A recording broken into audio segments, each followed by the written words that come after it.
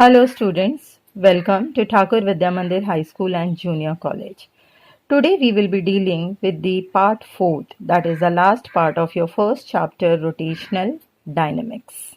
In this we are going to study about the two last terms, that is the torque and the conservation of the angular momentum that takes place. Let us proceed with the expression to be derived. In part 3, we have just studied the relation between linear momentum and angular momentum, which were analogous to each other. In this expression, consider the object to be rotating with a constant angular speed omega about an axis perpendicular to the plane of the paper. Linear momentum of the particle is given by the formula small p equals m1 v1. Angular momentum is given by the formula capital L equals P1 R1, where P is the momentum and R1 is the radius of the particle that is rotating. It could be written as M1 R1 square omega.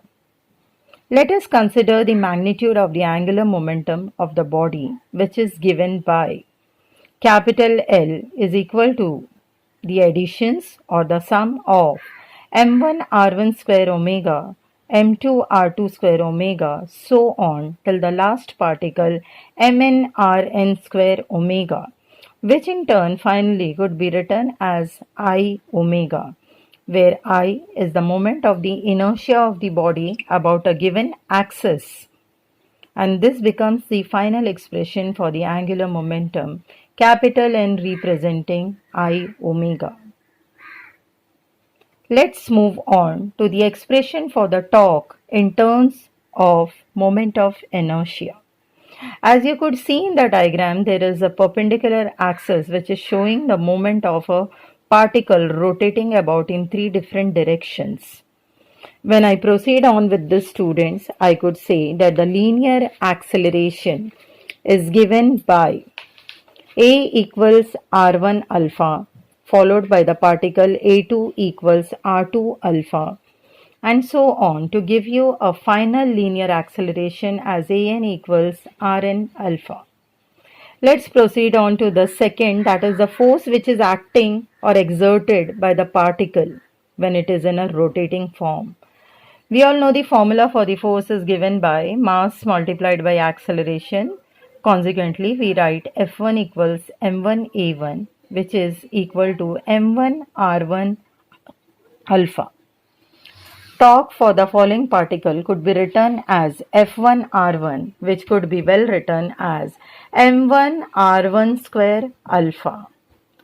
Now, representing the different torques, if we proceed for the third part of the expression and the rotation is restricted to a single plane, then the magnitude of the resultant torque is given by tau.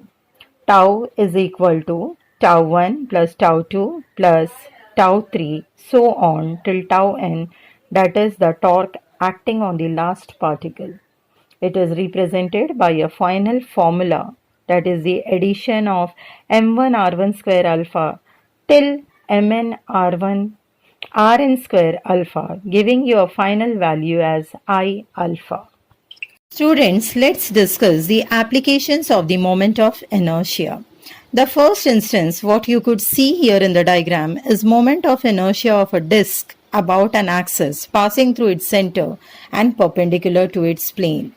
We have just stated the formula, that is the moment of inertia of the disk is given by I equals half mr square. Let us proceed on to the second example of the moment of inertia, that is passing through a ring about a transverse axis passing through its center. The formula given for the moment of inertia of the ring is I equals mr square. Let us move on to the linear acceleration and the speed while the pure rolling down of a vehicle takes place on an inclined plane. Let us understand with the help of the diagram which is given here. Rolling motion. When a body like sphere or a wheel rolls on the surface, the motion can be treated as a combination of both translational motion of the center of the mass and the rotational motion about an axis passing through the center of the mass. The total kinetic energy evident on this vehicle could be given by E of the rolling motion is equal to E translational and the rotational kinetic energies respectively.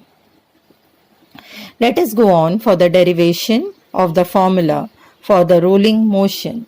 If m and r be the mass of the radius and v is the translational speed, then omega gives the angular speed and I is the moment of inertia of the body. So when I talk about E translational, it is given by E translational equals half mv square, and E rotational is given by a formula which is half I omega square. The addition of both the energies, that is E translational and E rotational, is given by E equals half mv square plus half m I omega square.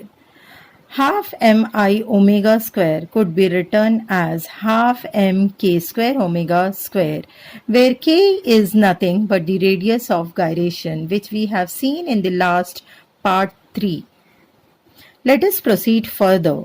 E is equal to half m omega square plus half m k square omega square, whereas we write the formula as E equals half mv square multiplied by 1 plus k square upon r square. Since the value of k is different for different bodies, ER also varies from body to body. Thus, we derive the final formula as E rotational equals half mv square multiplied by 1 upon k square plus r square. This completes the derivation for a vehicle in a rolling motion. Let us study the principle of conservation of angular momentum. As you see in the diagram, student, it is very clearly stated that angular momentum of a rotating body is either conserved or remains constant if the resultant torque acting on the body is zero. Let us consider the particle rotating about an axis with a torque tau. The first angular momentum is given by L is equal to multiplication of r multiplied by t. The second step indicates differentiating the values, that is dl by dt, which gives us the formula d by dt multiplied by r into p. When we move further, students, it is seen very clearly that r multiplied by f is equal to the torque acting on the body. Now, if we take the differentiation value of dl by dt is equivalent to torque, then the torque acting on the body is equal to 0. Thus, the angular momentum of the body remains constant or is termed to be as 0. There are a few examples which shows the conservation of angular momentum in our day-to-day life. The first example being of a ballet dancer, which is mentioned in your textbooks, and the second is by the divers in the swimming. Let us consider that if the ballet dancers and the ice skaters can increase the speed by folding their arms, similarly, a driver, while executing a somersault, pulls in his arms and legs so that the moment of inertia decreases. Thus, we complete the topic for the conservation of angular momentum. The last or the final table which is shown up here is analogous kinematical equations, that is with the initial angular velocities. Let us go for the comparison of the first formula, where V is equal to U plus V divided by T, that is the V average. The same analogous equation for rotational motion is given as omega is equal to initial omega plus final omega divided by T. The second formula is the formula of acceleration, which is velocity divided by T, in turn written as V minus U divided by T. The analogous equation for rotational motion is given by alpha. Alpha is equal to d omega by dt, which is equivalent to final omega minus initial omega divided by t. Let's proceed on to the third formula, that is equation for translational motion.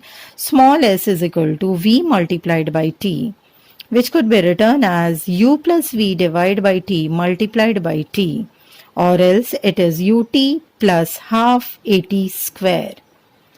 The analogous equation for the rotational motion is given by omega t, which is equal to initial omega plus final omega divided by 2 multiplied by t, which is equal to initial omega t plus alpha multiplied by t square. Lastly, we come on to the final formula, that is equation for translational motion. V square equals u square plus 2as. And the same analogous equation for rotational motion could be written as omega square equals omega initial square plus 2 alpha theta. Thus we come on to the end of the first chapter, rotational dynamics. You can go through the various assignment questions mentioned out here. For the reference e-textbooks, go through the link which is given out here. Numericals for the same chapter would be discussed and solved in the class when we meet in near future. Thank you, students.